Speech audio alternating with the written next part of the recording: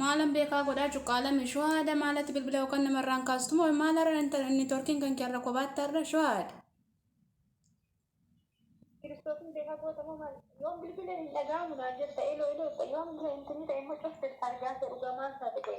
Maatii yaadduu arga ganama sirratti hin bilbila qooyi shuhaada. Maal taate qoy? Shuhaada xiqqoo biroon sirratti dawwalu zimmetteetuma callistee naan ta'u kan sagalee isheen erga dhaggeeffattee callistu. Kaayyeeffatami maal taate qoy? Ati qoyi yaadduu yeroo sirratti dawwalu ganama ka'ee naa dawwali siin hin jenne. Ella maayidha qoy maal taate silayyuu siin daawwala dhugaa moo yaada mana aarsudha goota qoy kaayyoo waaqa na aarsite jirtan sirisiidha.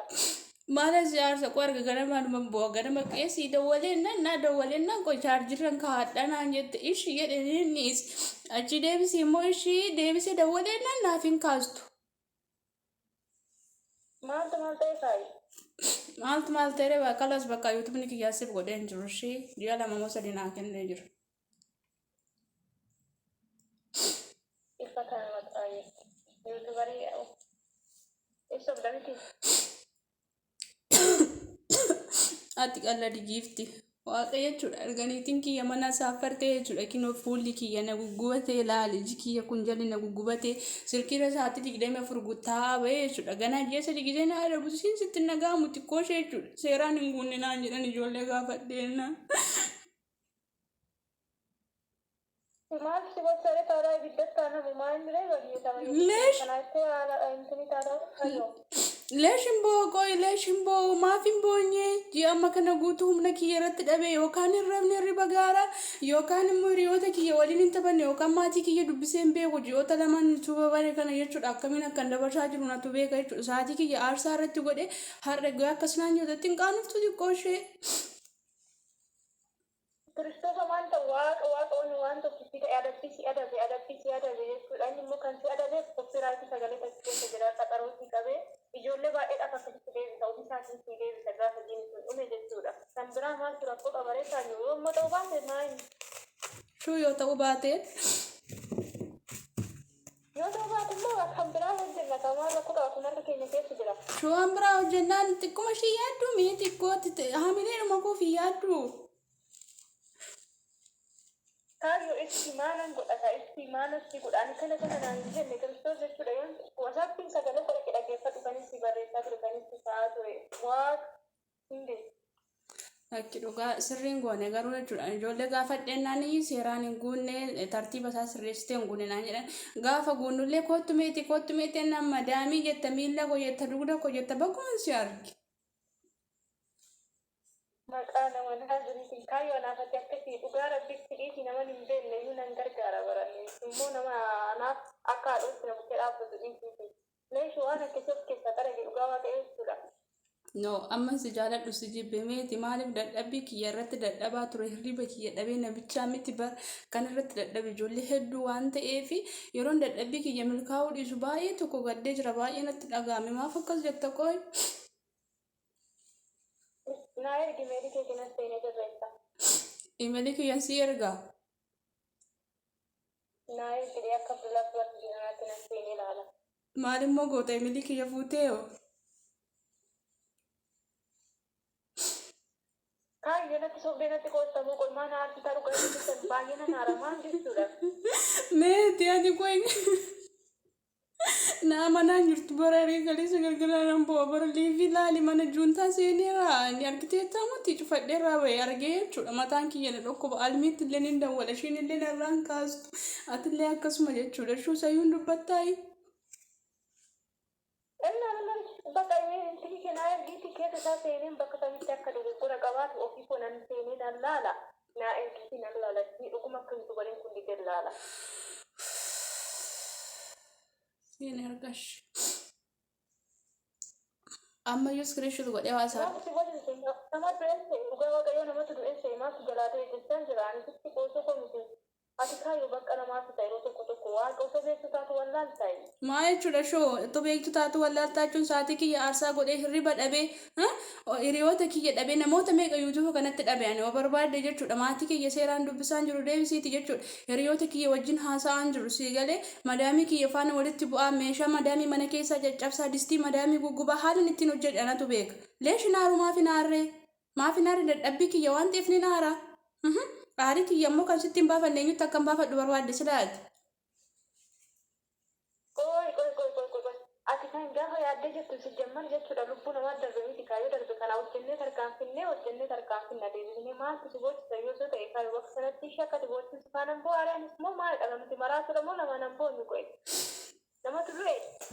Shoo kan ikkoo qixxee namaati ishee saatii kiyya hirriba kiyya dhabee jechuudha kiiloo meeqa kan qanna sanatu beeku of ilaali dhaqee ofuma kan kee mastaawutii keessatti of ilaali jechuudha sababiin isaa ka'ii jechuudha daqiiquma tokko of ilaalimee waaqa namummaan kan kee arge gaafa yuutuubii bantee fi dura kan kee jechuudha waliin harkatu shaakilaan dhumtisa kanaafiyyuu na dhaga'i.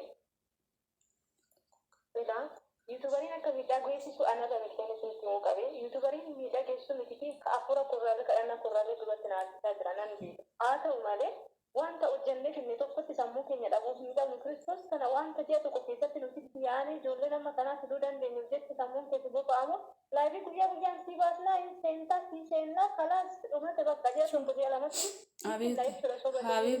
Habiibti kanaa booda nama tokkotti sinimiin ati jechuudha ani kanarra karaa yuutuubii isaas ba'aan jiru bilbila kiyyas cufadhee isan biyyaa ba'iif dalagaa madaamii kiyyaa hordofee taa'a malee wanti biraa wanti na yaachisu tokko hin jiru ganaa haa jedhee tokko lafaa ka'ee yuutuuba hojjechuu jechuun baay'ee ulfaata maaliif durallee haga miidhame anatu beeka waan ta'eef lammaffas immoo deebi'ee ofirratti murteessuun natti ulfaatan namas qoruun barbaadu ofis dhiphadhee namnis akka dhibbatu barbaadu kanas hime sitti duwwaadha waan ta'eef nama biraattis hin dubbatiin yaati mataan kan keeyyuu ani yuutuuba biraa banachuus hin barbaadu waan hundaafuu yaada kee hedduu galatoomi baay'een si kabaja baay'een si jaaladha jechuudha.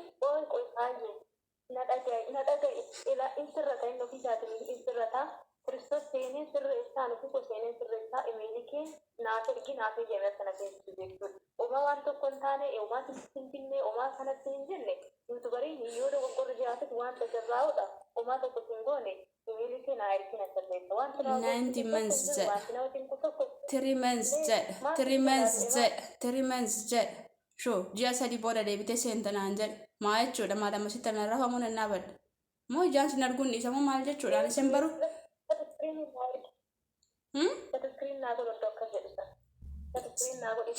siin ergaa waan hundaaf jiru akkoon qabuutti galatoomii ulfaadhaa eebbifame guyyaa gaarii qabaadhu siif hin dawwala yeroo tokko wal dubbisna rakkoon hin jiru ani kanaa booda yoo waan hojjedhu. Sammuu kee sin hojjetamoo sin hojjetu. Akkam sammuun kiyyaan hojjetu naan jetta ati deebistee koo haamilee kiyya akka eegduun barbaada ganaa deebistee sammuun kan keen hojjeta naan jetta. Oysaayo ani maala jiraatu dhabu kan akkatti boostu godhu moo nama dadhabaadha kan itti boosisu maaltu du'e wanta du'etu jira omtuun duuni kanaafuu nuti barii nuti fidee nuti hojjetee fida ammas immoo haa ta'u malee booyi kaayyoo u'u jedhan booyi kanaafuu hanga nama danda'u tokko dandeettii sootiin beekumsa sootiin jabeessuu hin hojjennaa sattaasa kanatti gootu malee wanta bu'aa booyitti boosisamu maal jechuuti godhu. Hayya galatoomii yaada keetiif ulfaadhu eebbifamee ishee guyyaa gaarii qaba. Immoo kan biraa immoo jechuudha. Ani jedhu kaayyoon yuutubariidhaaf jennee wal dubbisna egaa. Anna maali haadha koo si dhalee moo abbaa kiyya si dhashee moo sittan si beekamu sittan na beekta kan walitti nu fide yuutuubii miti moo? Maqaa nama naa bira jedhu. Okay erga yuutubarii walitti nu fide namni tokko immoo hidda wajjin haasawuu qabaatee akka obbolaa akka haadhaatti wal bukkee dhaabbatee walii iyyatee rakkoo walii dabarsuu danda'a. Jamman udah yuutubarii kun barbaada nuti waggaa nagaa inni nagaa waliin hin jennu jechuudha misee jiraanu.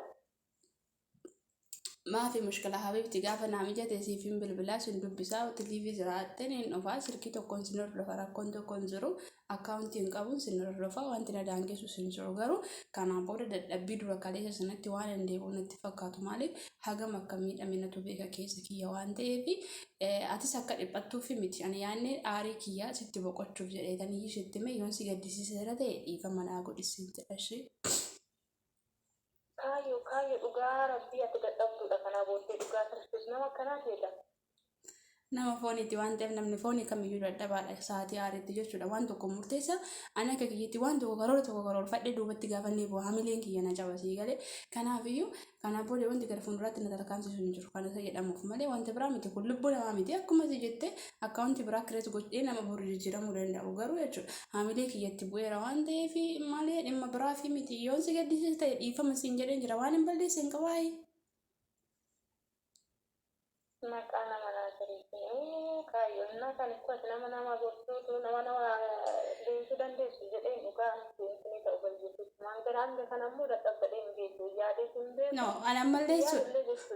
ana malleessuudha dhugaa yuutuuba kiyyaaf sababa kanan godhadhu suma gaafan guutu kootti meetiin beeku annaan madaamina jirti naan jette miila kiyya jette dugda kiyya jette yuutuuba abduu deemi ilaali naan jette kanaafiyyuu anamaaf sitti haafu an sitti aaraan jira. Ani immoo wanta naa garrame keessatti edda immoo dhuguutti akkamitti lamaffaan appiroofitti jedhare akkamitti eeyyameedha raayitii ta'e. Maadda kireesiidha namtichi akkuma keessanii waan hundaafuu chaawwaqaa guyyaa gaarii nagaan oolishee maal hojjetaa jirta? Iffatan dhugaa irraa maqaa jechuudha. ለማንኛውም ሜቲትያ ፍራንኪ ሲጎዴን ጅራ አዳወቶታ ኪያ harka jirta waan ta'eef asumatti firankii ta'uu kan kee teenshinii keessa galate hundu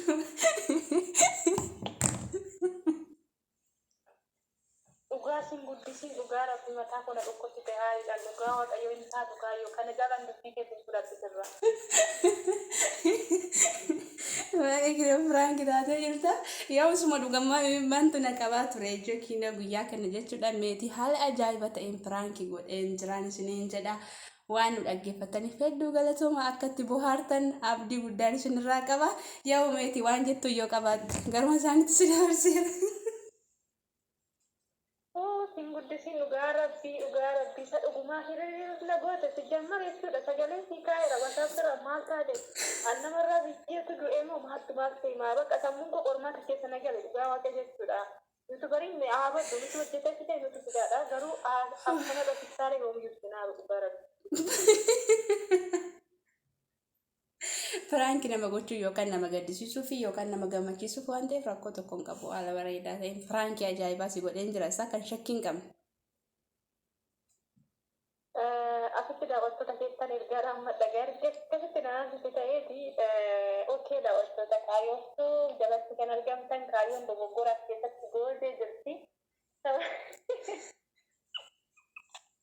Dhugaan aartistee jirta kan hedduun aartiste ta'an isaati.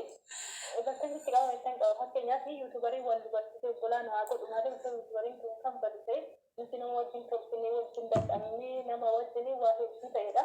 Wal yaadannee nama wal bira dhufnee ganaa yeroo gaarii dabarsina jennee fuulduratti karoorsinee jirudha. Gafatti deebisee akka jettu hedduun haareeffatu natti jechuudha. Sababni isaati miidiyaa kana qofarratti kan obbolaa isaanii nuti walitti dhaabbannu jechuudha. Hanga lubbuun keenya jirutti erga tokko isaanii biyya itti galla saba tokko afaan tokko dubbanna.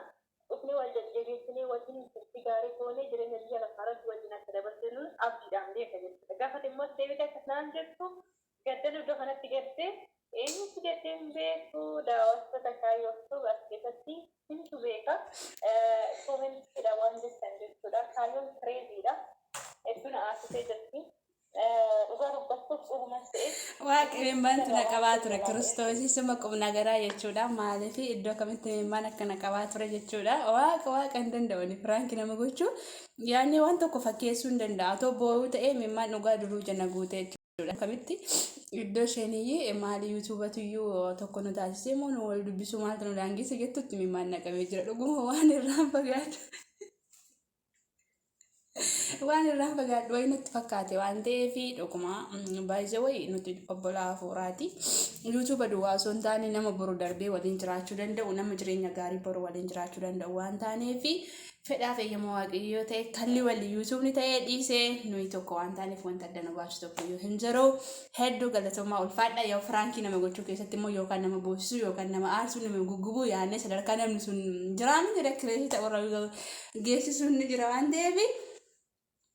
Frank naa ta'uu keetiif hedduu galatoomii ulfaadhisiin jedheen jira. Isinillee galatooma baay'ee guyyaa gaarii qabaadha.